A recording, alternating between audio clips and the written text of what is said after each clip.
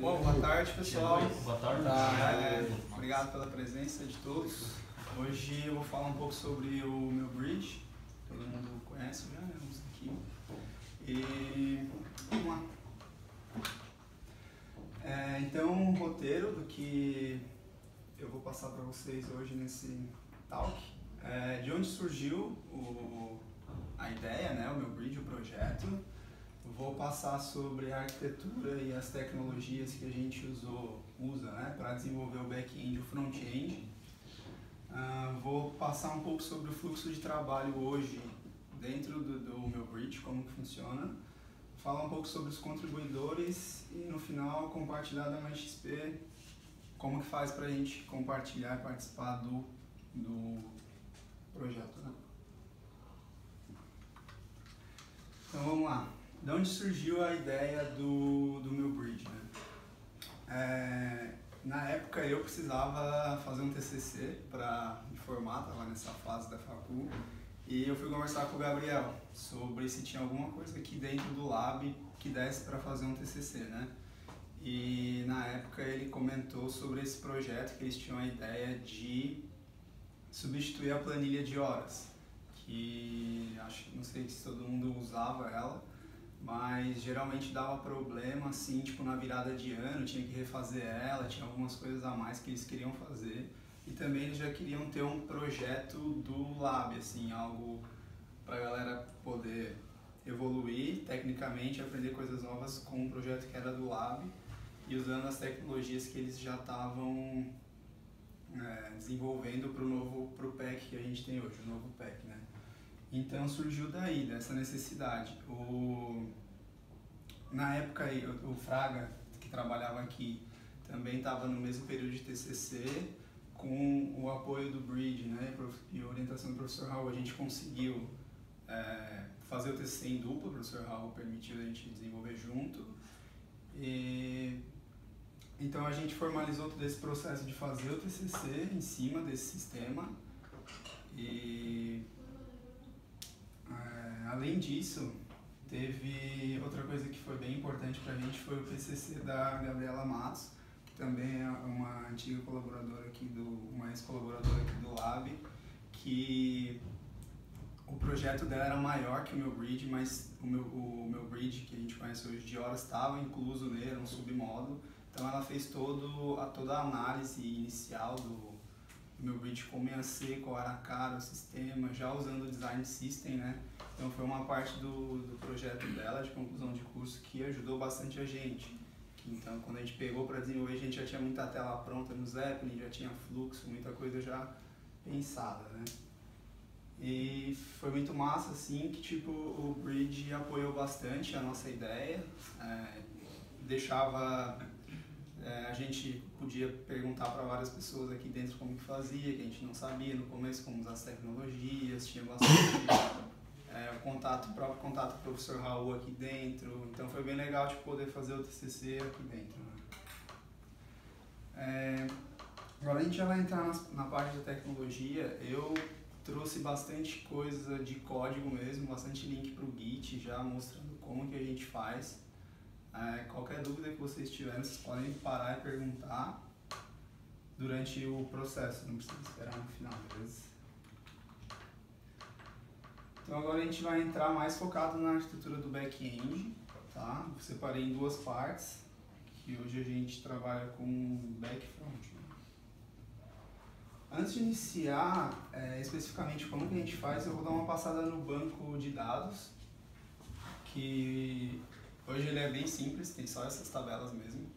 Então, podemos ver que tudo gira em volta do colaborador. A gente tem a TB Schedule aqui, que é a tabela do horário semanal, onde vocês cadastram quanto de horas vocês fazem por dia, né? E a gente tem aqui o Absence, que são as férias e os abonos também. As notas são quando vocês colocam uma observação. E as activities aqui são cada atividade que você fez. Então quando você chega, clica no cheguei, por exemplo, vem um registro para cá com o teu ID do teu colaborador, a data, né, de hoje e o horário que tu começou. Então com essas tabelas a gente já consegue atender todos os modos que a gente tem hoje na aplicação. Também aqui a role é para saber os privilégios de um usuário, né? A gente está com um PR aberto aí do nosso amigo Saldanha que vai aumentar bastante o nosso modelo, que a gente vai adicionar um módulo de colaborador bem completo, com bastante informação. Então vai ficar um pouquinho mais complexo que isso, mas hoje ele é bem simples. Para operar aqui sobre o banco de dados, a gente usa, não só nesse projeto, a maioria das bibliotecas que são usadas aqui são usadas também no PEC novo. E provavelmente talvez na RNI eles vão usar também, meio que um padrão novo, padrão de projetos dos projetos do laboratório, né? Então a gente usa uma biblioteca que é chamada Liquibase. Ela permite você fazer operações sobre o teu banco, tanto quanto operações estruturais, como criar uma tabela, quanto operações sobre os dados, que seria adicionar, ou remover, ou modificar algum dado lá. Ele tem uma doc bem legal e eu coloquei um link aqui para ela, que dentro dessa doc tu consegue pegar vários exemplos de operações que você pode fazer. Então essa aqui que eu abri é uma operação de create table, para tu criar uma tabela. E aqui ele dá um exemplo de como que você tem que informar para que ele consiga criar uma tabela, né? Então basicamente ele pega um comando SQL create table e extrai para um outro arquivo para que ele consiga escrever no final um SQL, né, para o teu banco. Então aqui tu tem que informar o nome da tua tabela, as colunas, e tem outras coisas que também tu consegue informar, primary key, enfim, todas as operações que tu faz sobre um banco ele tem suporte aqui, e ele é uma ferramenta multiplataforma também. Tu pode, a maioria dos comandos dele tu consegue escrever um arquivo genérico e ele pode migrar para Oracle e Postgres, por exemplo, no PEC a gente trabalha assim. Então para esse script aqui ele vai gerar esse SQL aqui, né? Create table com as informações que tu colocou ali em cima.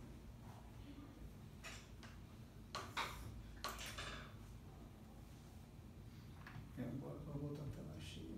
Só clicar em qualquer ponto do lugar branco. Só que dele posso usar, tem que botar. Tá. Hoje a gente trabalha com versionamento do banco também. Então, cada versão, cada release que a gente solta, a gente cria uma nova versão do banco também, colocamos os scripts daí todos versionados. E a gente usa o padrão de arquivo YAML, né? Eu tenho um link aqui para um arquivo nosso mesmo. Vou fazer o login rapidão aqui. Esqueci.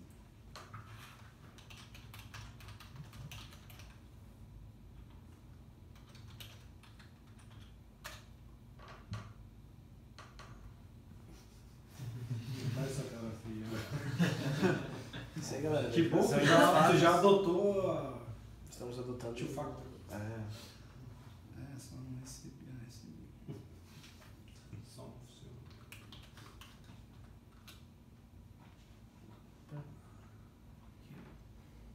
Então aqui até a última modificação foi do nosso amigo Fábio. Então dentro desse pacote database a gente tem as versões, né? A gente está trabalhando hoje em cima da 1.4 e dentro de cada versão a gente escreve os nossos scripts. Então na 1.4 hoje só tem um script, a gente usa esse formato de arquivo YAML e aqui tem um script da 1.4 do nosso amigo Fábio, que é um script muito top, que é o nosso recesso do final de ano. Então ele é Liquibase, né? Então ele obedece lá a mesma estrutura daquela biblioteca que eu mostrei para vocês. E esse aqui é só, ele adiciona uma coluna nessa tabela aqui de feriados, que é para dizer se ele é um feriado oficial, porque tipo, carnaval é oficial, mas tem dias que o laboratório dá pra gente, né? Que não existe que a gente trabalhe naqueles dias. Então, e foi adicionado já também aqui no banco os dias de recesso no final do ano, né? Então, tipo, ele permite, esse comando de insert aqui ele foi escrito direto SQL, mas daria para fazer também usando o Liquibase lá, tá? Só para vocês irem se acostumando. Meu exemplo uma queixa com Liquid, né? Sim, tem várias formas de tu fazer, né? Mas... Então, com aquela biblioteca ali e com aquele modelo que a gente viu, você já consegue operar sobre o banco, né? Criar novas tabelas, mexer usando o Liquibase, e tu tem todo esse poder sobre o teu banco de dados, sempre versionando. A gente não executa script em produção, ficar atualizando as coisas na base de produção. A gente cria uma versão, faz a migração controlada e de forma versionada, né? Como é padrão já nos projetos nossos que vão para produção mesmo, para cliente, não só interno, né? Agora eu vou entrar direto no ciclo do servidor web. De forma geral, aqui bem alto nível, quando a gente está trabalhando com a web, a gente quer expor esse servidor na web, a gente quer receber uma aquisição, a gente precisa, dependendo do teu domínio, validar o acesso daquela requisição, quem é o cara que está logado, se ele tem acesso ao recurso que ele quer. A gente precisa, às vezes, também validar os dados, regra de negócio. O cara quer inserir as férias, mas ele não colocou data de início e fim, né? Então, a gente tem que validar isso para ver se os dados estão consistentes. Depois desse passo, a gente quer operar sobre o modelo, ou ler algum dado sobre o modelo. Aqui o modelo geralmente é o banco de dados, mas pode ser outra coisa. E depois que a gente obteve esses dados ou fez alguma mudança, a gente quer responder a requisição, se deu sucesso ou não, ou responder com o dado que a gente obteve, né? Então eu vou passar aqui um pouco sobre como que a gente faz esse fluxo dentro do nosso back-end. O meu bridge ele é implementado como uma API REST, né? Diferente do PEC que está usando GraphQL. E o REST ele é baseado em endpoints, HTTP, que são mapeados por URI. Então, não sei se é uma experiência de vocês, mas você coloca tipo, se tu quer obter um dado ou tu quer escrever um dado e coloca uma URL lá. Então, meu bridge, /API, /colaborador, obter ou salvar um novo, por exemplo.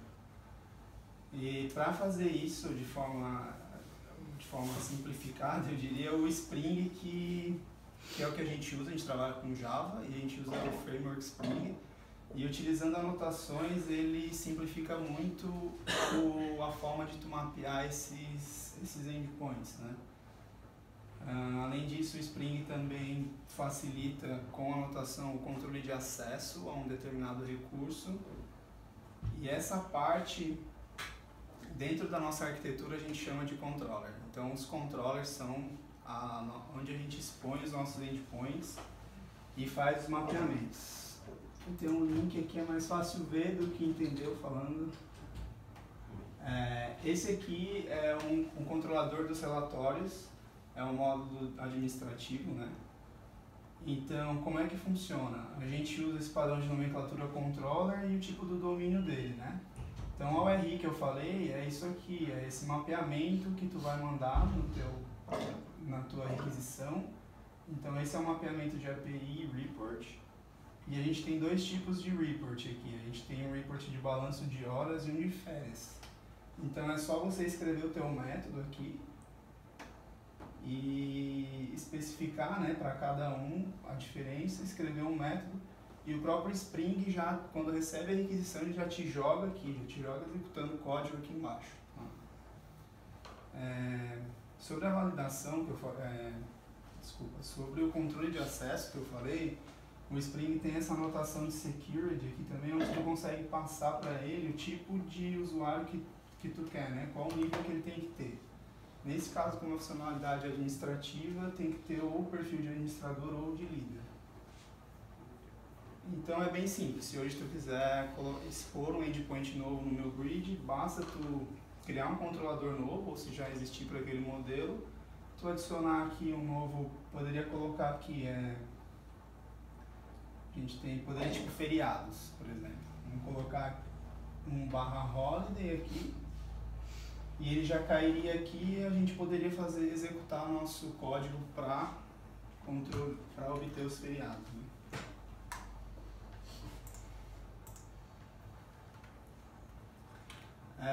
Depois que a gente obteve a requisição ali, um dos passos que eu já mostrei, a gente fez a validação de acesso com o security ali, a gente já validou se o cara é líder ou não, né? Outra parte que eu comentei anterior com vocês, a gente quer validar os dados, porque, como eu dei o exemplo, às vezes tu recebe um dado incompleto, né? O cara não informa, tipo, a entrada ou saída das férias é um dado inválido. Então, para fazer essa validação, a gente usa a biblioteca Form Validator.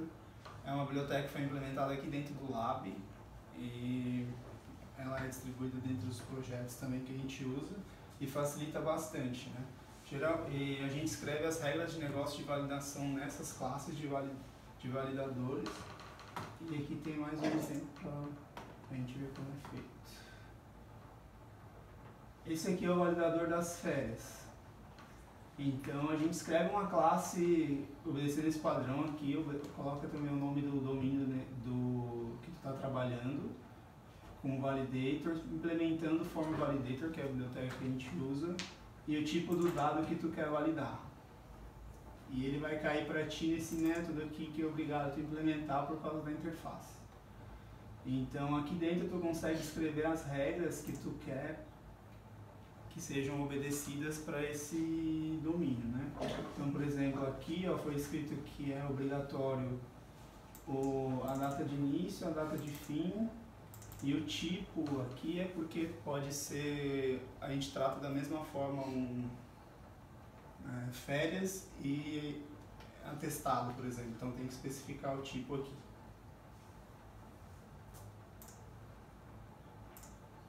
Certo?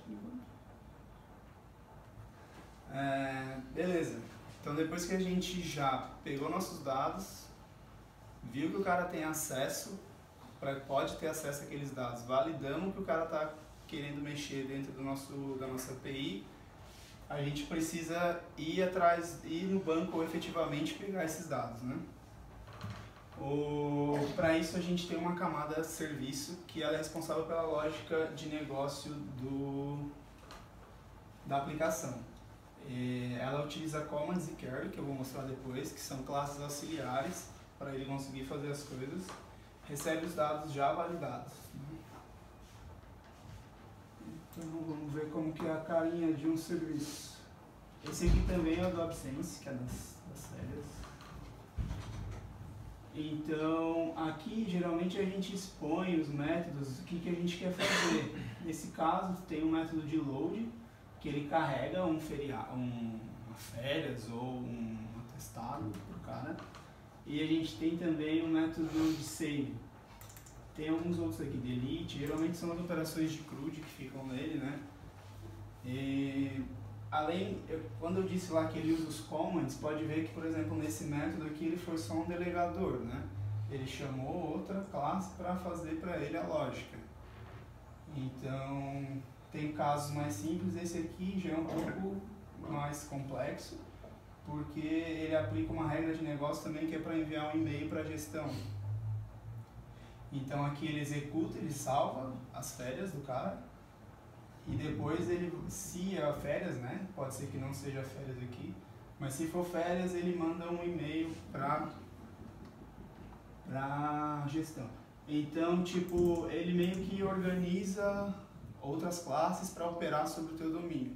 Ele não chega a fazer a ação em si, mas ele tipo, manda um e-mail lá, salva aqui no banco, então o serviço ele cuida dessa parte, né? Não fica tudo misturado. Tá?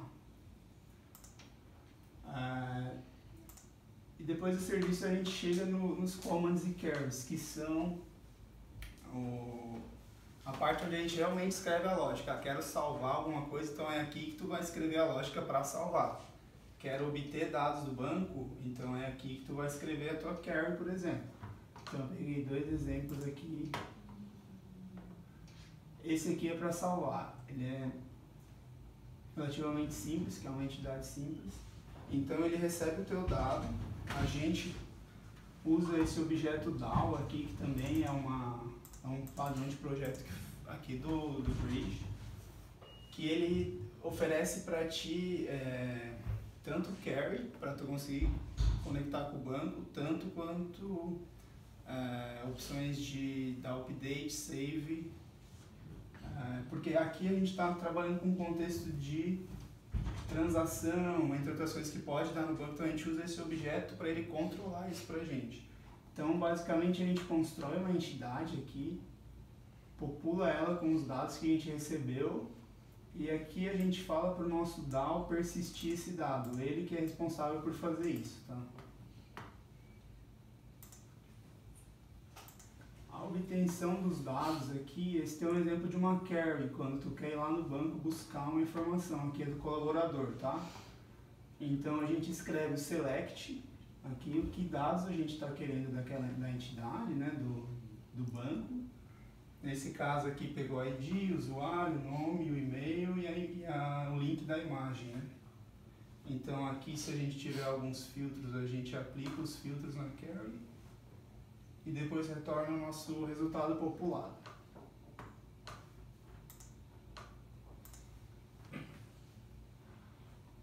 Para finalizar aqui, a gente ainda tem mais um pacote de model, que ele é onde a gente especifica as nossas entidades e os nossos DTOs, que são os objetos que carregam as informações entre esses objetos que a gente passou, controller, serviço, command e as carries ali. Então a gente tem aqui nesse model a gente especifica os nossos DTOs e as nossas entidades.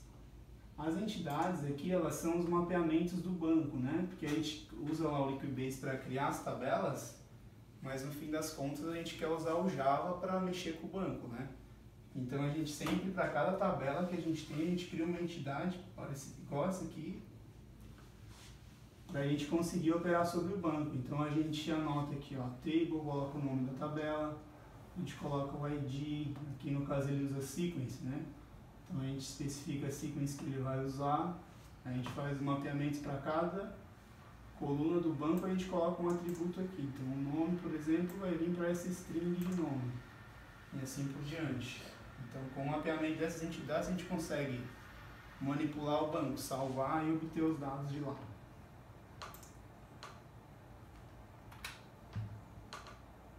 Finalizando aqui, eu botei uma foto de uma organização de pacotes comum que a gente tem por domínio lá dentro do projeto.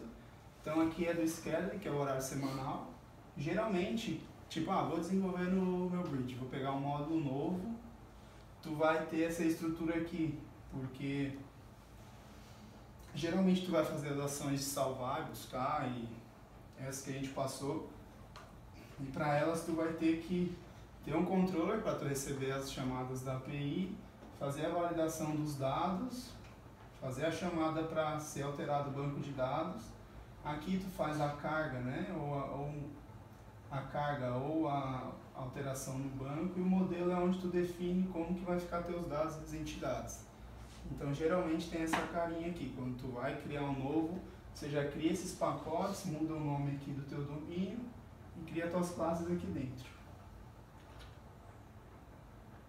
E depois todo esse fluxo que a gente passou, a gente atingiu o resultado que a gente queria. Então a gente recebeu a requisição, checou acesso, validou se o dado estava correto, foi até o banco, operou e depois retornamos o resultado que a gente obteve. Alguma dúvida? Boa? Beleza. Vamos pro front. Front acho que vai ser um pouquinho mais rápido, dei uma reduzida nele. No front do meu bridge a gente trabalha com React e nós usamos os componentes do Bold para construir nossas telas, né?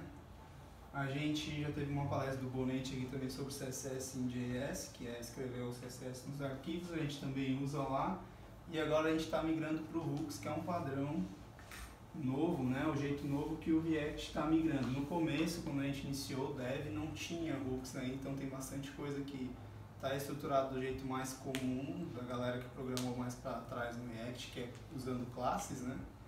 Mas agora os novos que a gente quem está pegando para mexer agora já está usando Hooks. Eu coloquei um exemplo aqui do uso do Bold dentro do meu bridge. Eu não vou entrar muito aqui em detalhes sobre o React, como que ele funciona, porque eu acho que não é o foco aqui, é mais mostrar como a gente usa ele. Então, só pelo import aqui fica bem claro a importância do Bold dentro desse projeto. Ó. Todos esses componentes aqui foram usados do Bold. Então a construção dessa tela, ela é basicamente o Bold sozinho. Com só de usar o Bold a gente conseguiu fazer a tela. Essa tela aqui é um modal de cadastro de férias, que é aquele modalzinho que só tem, entrada, fim e número de dias, né? Então, o Bold facilitou muito assim, o Dev agiliza bastante, porque é muito difícil você precisar realmente escrever um componente.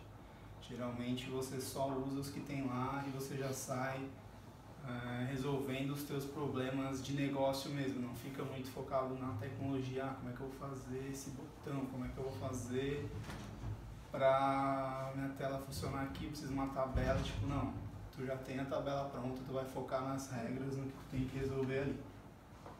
Tudo bem da hora.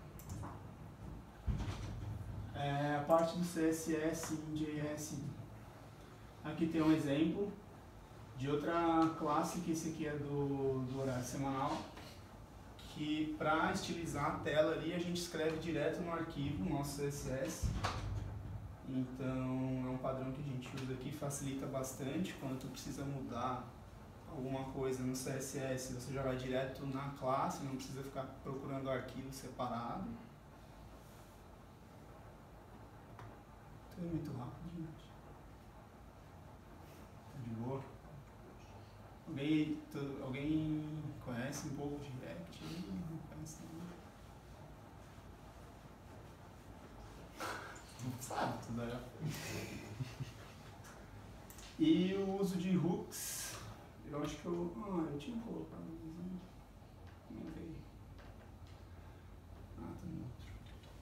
Tá, então aqui foi meio rápido, mas enfim, na parte de desenvolvimento das telas a gente usa ali o React, pega os componentes do Bold e, cara, é muito rápido, é mágico mesmo. O Candinho já mexeu, o Saldanha também, o Fábio, depois talvez vocês querem falar alguma coisa, mas é bem tranquilo, a gente consegue construir as telas bem rápido ali e estilizar elas. Então a parte da construção das telas é isso. Só que a gente ainda quer, depois que tu fez a tela bem bonitinha ali, só que tu quer obter os dados, né? A gente tem a API lá, que tá com a tela bonitinha do Zeppelin, não mostrando nada. Então a gente também tem uma parte do front que faz a comunicação com o back-end. Para isso a gente usa a biblioteca Axos, que é uma biblioteca JavaScript que facilita essa comunicação no REST, permite tu fazer as chamadas REST. Ela é bem simples, tem um exemplo aqui. Então, por exemplo, quando a gente, lá nos relatórios que a gente viu o nosso controller, a gente tinha duas chamadas lá, lembra? Que era a API Report e daí a gente tinha a do balanço de horas e das férias. Então aqui no front, para a gente chamar lá o back-end, pegar esses dados, a gente tem que escrever um arquivo desse, TypeScript, a gente separa assim dentro da API, a gente coloca o nome, né, Report, Schedule, Vacation. Então aqui e depois a gente escreve aqui dentro os métodos que a gente vai usar nessa API. Então aqui tem dois gets que vão chamar aqueles controladores lá que eu mostrei no começo. Então é bem simples, o Axios ele tem aqui as principais funções, na verdade ele tem todas, né? Get, post, daí você só passa aqui a URL que tu quer fazer a requisição. Se for um post, ele tem mais um parâmetro aqui para tu passar o dado que tu quer jogar para dentro do teu back-end. Para facilitar o uso desse... Quando a gente está na tela, a gente tem mais problemas do que requisitar, né? A gente quer mandar a requisição, mas a gente quer... Esse resultado geralmente é assíncrono. A gente tem que esperar ele voltar para a gente usar ele. Então foi feito também aqui, dentro do Bold, o pessoal fez uma classe que chama Requester, né? Esse request ele abstrai bastante coisa, deixa bem alto nível para a gente controlar isso. Então, quando a gente vai usar um requester, a gente usa essa sintaxe aqui, use requester. Aqui a gente diz o tipo do retorno que a gente quer daquele requester. E colocamos ó, API, colaborador e a requisição que tu quer usar. É a mesma que a gente estava vendo lá. É que aquele lá é do colaborador, mas seria aqui report.fetchTimeBalance. Então, quando tu faz isso, está dizendo que esse é um requester que vai fazer aquela chamada ali. Depois, para tu usar ele tem algumas... ele te dá alguns atributos que tu vai precisar. Por exemplo, quando tu quer salvar... Não, isso aqui é carregar. Tu tem que botar os parâmetros que tu quer de tempo. Por exemplo, nesse caso, ele tem uma data de início e uma data de fim. Então, tu constrói esse filtro, seta os parâmetros no requester e dispara a requisição. Quando essa requisição retornar para ti, ela vai estar dentro desse result aqui. Então, isso é feito de forma bem alto nível para a gente. A parte do Redux aqui, a gente usa ele no meu bridge, mas ele é bem abstraído. É muito difícil chegar a realmente codificar a coisa no Redux, porque esse request que eu mostrei para vocês, ele usa o Redux, mas ele ficou tão alto nível que a gente só acaba dizendo a API, o ponto que a gente quer e consumindo os dados. Muito difícil mexer no Redux. Saldanha mexeu, eu acho, para fazer o tema Dark, né? Uhum. Quando tem umas coisas mais que fogem um pouco do padrão, tem que mexer, mas geralmente tela comum assim não precisa.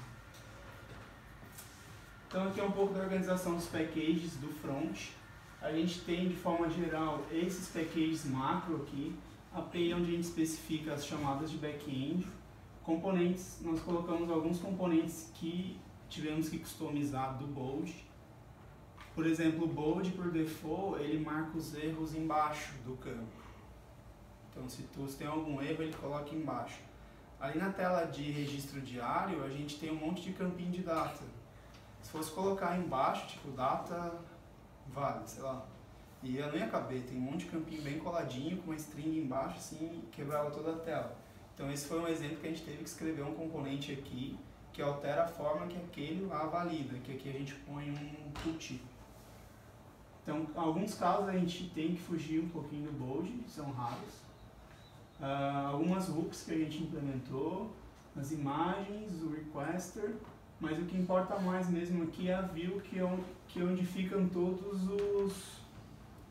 os domínios ali. Então vai ter view de vacation, view de schedule, view de colaborador. E aqui está o exemplo do colaborador, que é aquele que é onde a gente pesquisa por colaboradores para ver as férias ou o horário que ele está fazendo. Então aqui foi separado, geralmente a gente tem uma root view, que é uma view py, que vai fazer o redirecionamento de links daquela tela, e depois a gente especifica os filhos dessa view, né? Que no caso ali a gente tem registro diário, horário semanal e férias, registro diário só para líder. Né? Beleza? Parte mais técnica é isso. Agora a gente vai entrar mais no fluxo de trabalho ali. E eu queria abrir agora já para, se vocês ficaram com alguma dúvida, querem saber mais específico alguma coisa, como é feito. Eu estava mexendo no meu Bridge Mobile, né, que está fazendo aplicativo, né? Uhum. Aí eu estava meio com dúvida de identificar os endpoints e tal. Então, pelo que eu entendi, lá no controller eu consigo achar todos os endpoints. Todos. Mas aí, tipo, quando é algum dado que eu tenho que salvar, tipo, salvar uma nova activity intervalo. Eu consigo o endpoint lá, mas como que eu vejo o formato de dados que ele quer que eu envie? Tipo, onde que... Sim. Então, no REST, né, seguindo as melhores práticas, dá para tu escrever uma doc do teu REST onde tu especifica todos esses campos, os endpoints, mas a gente não fez. Como que faria aqui? Esses dados ficam no model, né? Então, o model salvo fica nos DTOs. Eu vou abrir aqui um exemplo. Então aqui no meu bridge, vamos no da activity que ele falou. Então back-end, source, main, java. E aqui a gente da activity, né? Então ali no endpoint que ele falou, vai estar aqui no activity controller, que é onde vai receber. Então tipo, quero salvar, né? Quero salvar um novo. Então aqui ele recebe uma lista desse tipo aqui. Então aqui dentro desse tipo é que a gente vai ter o que ele tem. Então você tem que ver aqui dentro quais são os atributos que ele tem. Então é aqui que tu vai saber o que tem que passar. Um JSON com esses dados. Isso. Então Então nesse caso tem uma data, uma lista de atividades, o quanto que o cara esperaria fazer no dia, uma nota, né, uma observação se ele adicionou, um atestado e se é um feriado ou não. Alguns dados aqui eles são para leitura também, isso fica um pouco confuso, tá? Quando tu vai salvar, tu não precisa mandar, por exemplo, se aquele dia é feriado ou não. Esse aqui é só para leitura, quando a gente carrega a tela a gente usa o mesmo dado, tanto para escrever quanto na volta, então não são todos que precisam, é um pouco confuso. Mas se eu mandar tipo, tudo que tá aí, ele vai aceitar? Vai, não vai dar. Podia criar a dot, né? Dia. Poxa, menino, mano. E a gente tá aí também, só mandar uma mensagem. Mais alguma coisa?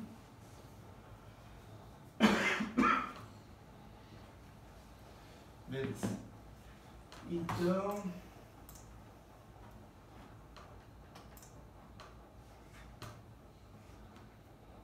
como que está estruturado o nosso fluxo de trabalho hoje, né?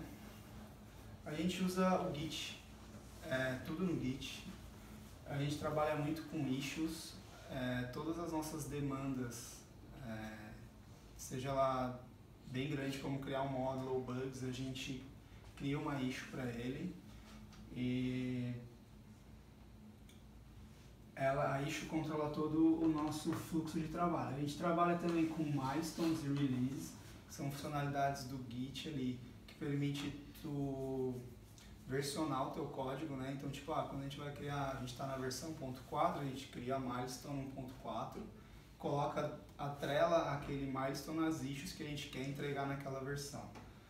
Releases, a gente dispara releases quando a gente solta uma versão, fica separadinho lá no código versionado. Entrando mais um pouco no dev aqui, a gente costuma fazer code review e a gente não integra direto no master, a gente trabalha com code review e vai e volta nessa lei.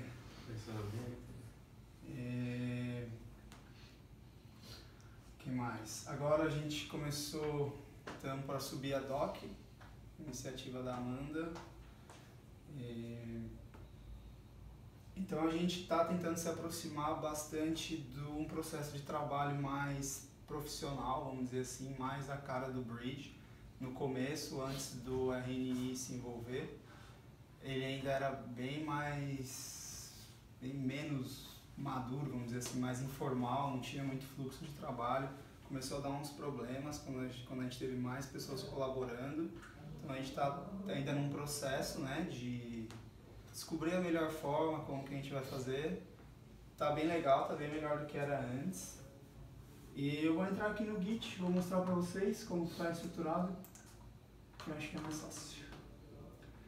Então aqui no projeto, não sei se todo mundo já entrou aqui, mas é público, acho que todos vocês têm acesso, é só entrar no GitHub do Lab e colocar o meu bridge ou pesquisar pelo projeto. E essa segunda abinha aqui são as issues desse projeto. Tá? Então aqui vão ficar todas as issues, sem filtragem nenhuma. Quando tu clicar aqui, tu vai ver todas as issues que estão abertas, né? Então aqui a gente tem issues novas, que foram feitas agora, de bug ou de módulos novos que a gente vai fazer, até as issues bem da antiga lá, quando eu tava ainda só eu e o Fraga mexendo, ainda tem alguma coisa aqui. Então aqui tem tudo.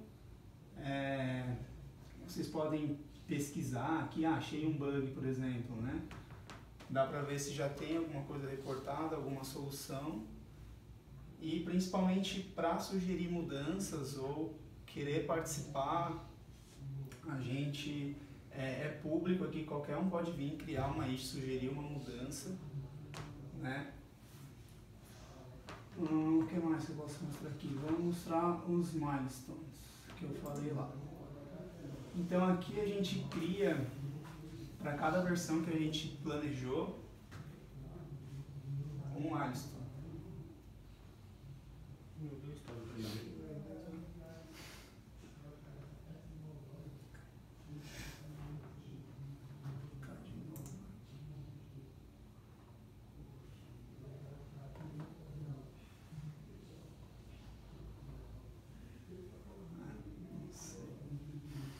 Vamos ver se abre uma issue. Então na issue, essa issue, por exemplo, ela não tem milestone. Não foi versionada ainda, não foi planejada para sair nenhuma versão. Mas como é que funciona? É bem de boa, a gente pega só atrela aqui uma milestone para ele. Hoje a gente tem essas aqui, um 4, um 5, um 6, um 7 e um 8.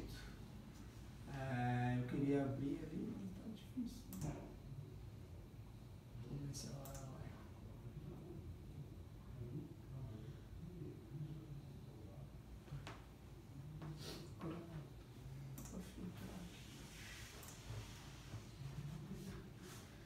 Milestone 1.4, tem nada, mas tem sim. É que está tudo fechado. Como que a gente está trabalhando hoje? A gente define as issues para uma milestone. Essas issues daí vão para dev, né? A gente tem canais de dev, pessoas que estão mexendo mais. Hoje pegam essas issues e desenvolvem ela. Quando ela é mergeada, a gente fecha a issue. Então, quando chega na qualidade, eles vão testar as issues que estão fechadas, que significa que são as que foram resolvidas para aquela entrega de versão. Tá? E se algum bug é achado, alguma coisa, a gente abre outra issue e depois a gente escolhe se a gente vai resolver elas para essa versão, ou às vezes é um bug de boa e a gente consegue soltar a versão e corrigir numa próxima, por exemplo. O que mais? Eu acho que dá pra falar as tags ali, né? Do que já foi testado. Dá. A gente trabalha com tags também, que são essas labels aqui. Então, quando tu cria uma issue, se tu souber já o que ela é, né, dá pra taguear ela com bug, e se precisa de análise, a gente tem a issue de análise, tem a issue, tem a label que já foi testada, e dá pra fazer o controle por isso também, filtrar aqui e saber o estado que aquela issue tá, né.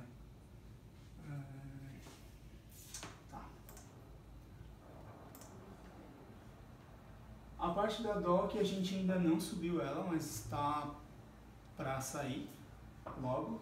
Então a gente vai ter, igual a doc dos outros sistemas, a gente vai ter um link aqui hospedado pelo laboratório para vocês acessarem a doc, conhecerem as regras do meu bridge.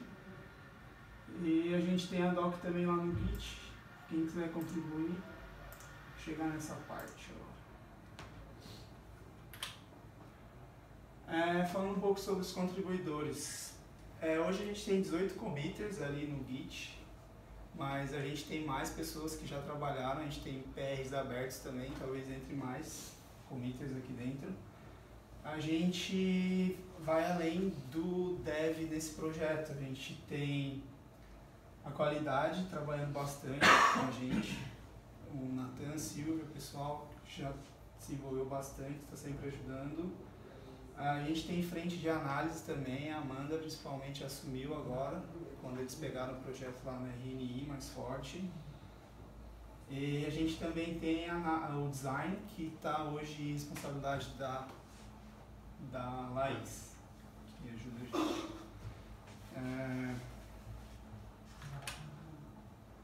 E compartilhada na XP. Eu acho que essa é a parte mais importante aqui desse talk que a gente teve, que eu fiz hoje, que é tentar fazer que vocês se sintam mais próximos do projeto do meu bridge. Tipo, o que sentir, se aproximar mais do código, ver como é que é, se conhecer o repositório, saber um pouco mais do fluxo e que vocês venham ajudar esse projeto a crescer, seja porque tu quer aprender uma tecnologia nova ou para contribuir com uma coisa que tu acha que devia ter, que ia ser legal.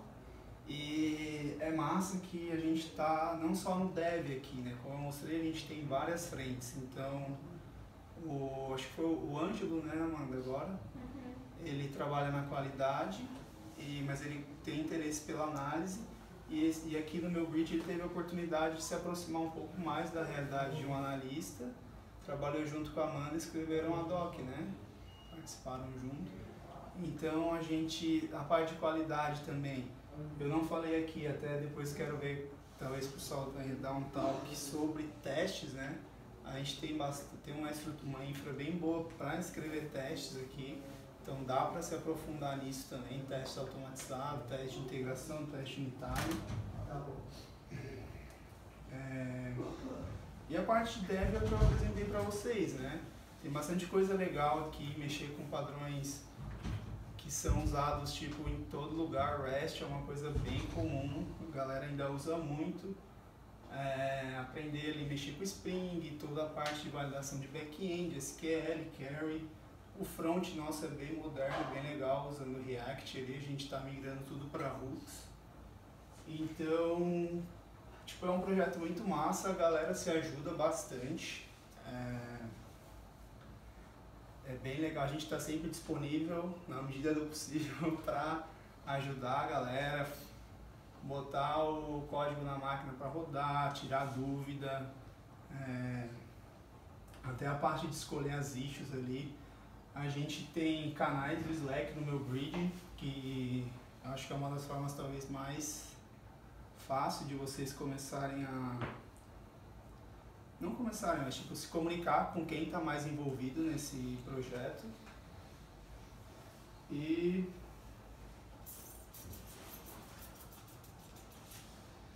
eu acho que é isso, tipo, quem quiser, quem precisar de alguma coisa eu me coloco à disposição. A gente tem a equipe do RNI, o Saldanha está bem envolvido na parte de dev, a Amanda na parte da análise, na qualidade também, se estiver interessado na parte de desenvolver testes, falar ali com o Saldanha também. E a gente tem algumas pessoas mexendo hoje, o Fábio está mais ativo, né? Mas sempre está aberto aí, a ciência da inovação, é só ou pedir alguma ajuda dos nossos canais ali, ou vir falar direto com a gente, manda um privado ali. Então, aberta a sugestão. Eu acho que é isso, galera. Alguém tem alguma dúvida sobre qualquer coisa? Tecnologia, processo, fluxo, ferramenta.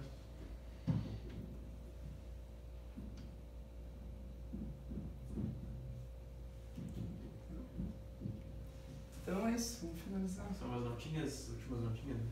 Tipo, como o Nathan falou, a gente, no CC deles, eles precisaram por manter toda a programação em uma linguagem só. O padrão a gente usa todas as variáveis, declarações de qualquer coisa em inglês. A gente tem um padrão nisso, tipo, a gente não declara variáveis em português, por exemplo. Porque a gente tem um objetivo de tornar isso público para todo mundo fora do bridge ter como isso como um repositório para poder contribuir e ajudar. Então a gente vai estar precisando colocar um público.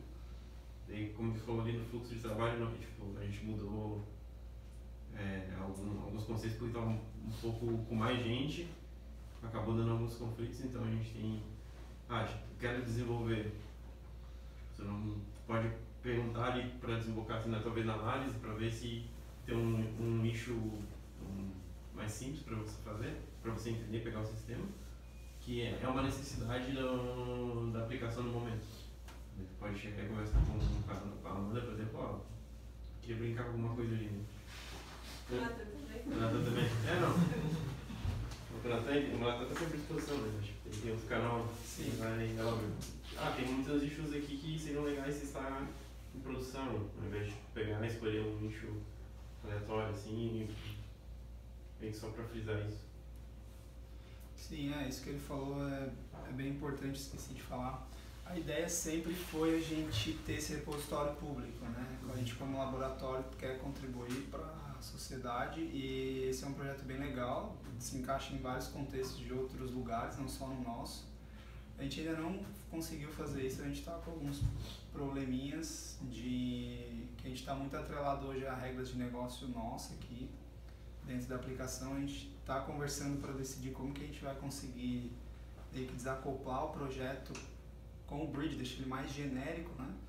Então a gente está nesse processo, mas a ideia é que ele fique público, tenha um repositório laboratório público do meu Bridge. Então é bem legal também que isso fica, vocês podem fazer a diferença fora do escopo do laboratório, né? Que no laboratório já é massa, que a gente usa, às vezes pode colocar alguma coisa ali que vai ser bem massa para várias pessoas, né? A gente já tem algumas versões planejadas, eu não consegui abrir ali os milestones, a Amanda está bem por dentro disso, então tem bastante coisa para fazer ainda. Cara, é os canais lá que a gente tem um canal do meu Bridge, tem o meu Bridge Dev, meu Bridge QA, a gente tem vários canais, então tipo, cara, manda uma mensagem lá, ou fala direto com a gente, sabe? Quero fazer alguma coisa, quero fazer coisa de análise, pô, tem uma ideia aqui, como é que eu faço para abrir uma issue, ou será que dava para resolver? Cara, qualquer coisa, a gente está aberto, a gente quer que o projeto evolua e a gente está aí para ajudar a ele a evoluir. Acho que é isso. Mais alguma coisa? Então, valeu, espero que vocês tenham gostado, espero que vocês tenham conhecido um pouco mais do meu Bridge e se vocês puderem conhecerem alguém que talvez já comentou que tem interesse em alguma coisa, repassar tudo que foi dito aqui, que vocês lembrarem, como que funciona, espalhar, eu acho, essa ideia de contribuir, de crescer, de evoluir esse projeto e reforço que a gente está aí, é só mandar um Slack que a gente ajuda. Um monte de gente não sabia nada, fez tela, aprendeu um monte de coisa, então é um projeto colaborativo para a gente se ajudar, aproveitar essa iniciativa aí do Lab. Beleza?